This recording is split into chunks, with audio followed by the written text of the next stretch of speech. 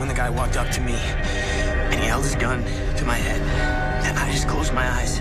Riverdale kicked off its second season last night, and to nobody's surprise, fans have more questions, concerns, and theories surrounding the all-new mysteries that made their way to the town than ever before, so let's break it down. Murders, shootings, and shower scenes? Oh my, what a way to start a season.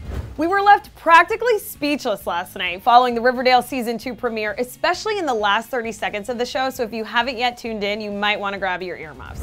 But one detail that was no mystery was the shooting that occurred in Pop's Diner, with Fred Andrews being the target. We were left on a cliffhanger in the Season 1 finale when Fred was shot by what looked like a robber who fled the scene, so the big question remains, who shot Fred Andrews?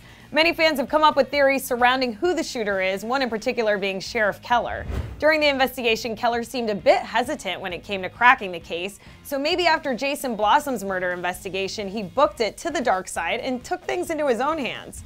Two other suspects led to Hal Cooper considering he best fits the physical description of the green-eyed shooter, and Hermione Lodge, who might have hired a hitman to shoot Fred Andrews from what many people believe due to her shady behavior at the hospital and the final scene. But it was the church scene with Veronica admitting that she'd slap her, but she's not a violent person, which gave us the clue. You know, I should slap you for what you're insinuating, but I'm not a violent person. But one theory completely unrelated to the shooting is Betty's mom. So we already know that a Sabrina the Teenage Witch reboot is in the works, and considering Archie comic fans know that Sabrina is in the same universe as the Riverdale characters, many believe that Betty's mom is actually a witch, and that Sabrina's story will be connected to the Cooper family. They point out that in the comic version of the chilling adventures of Sabrina, witches can choose to be baptized during a satanic ritual or live life as mortals, and that Alice may have gone through with the mystical ceremony, but raised her kids as mortals.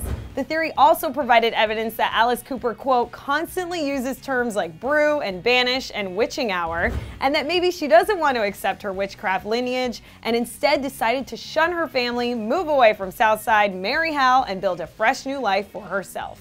But tragedy struck when in the final seconds of last night's show, Miss Grundy, who had already moved on to another quiet town, was murdered in her own home right after giving another underage student private piano lessons. Now that we've got another murder mystery on her hands, many believe her psycho ex she escaped in the first season is behind the murder, and that she also came after Fred as a means to get back at Archie for secretly dating Miss Grundy.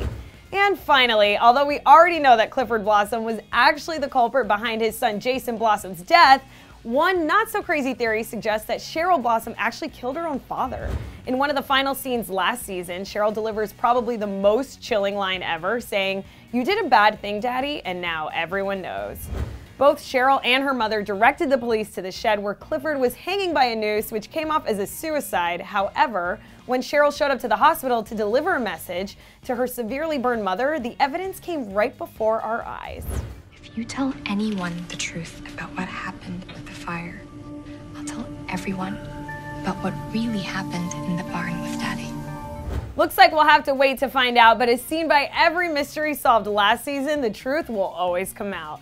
Alright guys, now it's your turn to do all the talking, and I'm so curious to hear which of these theories you guys think is actually true, so be sure to share all your own theories on last night's premiere down here in the comments, and after that, you can click right over here to check out all the best moments from Riverdale Season 2 premiere. Thanks for hanging with me here on Clevver News. I'm your host, Naz Perez, and until next Wednesday.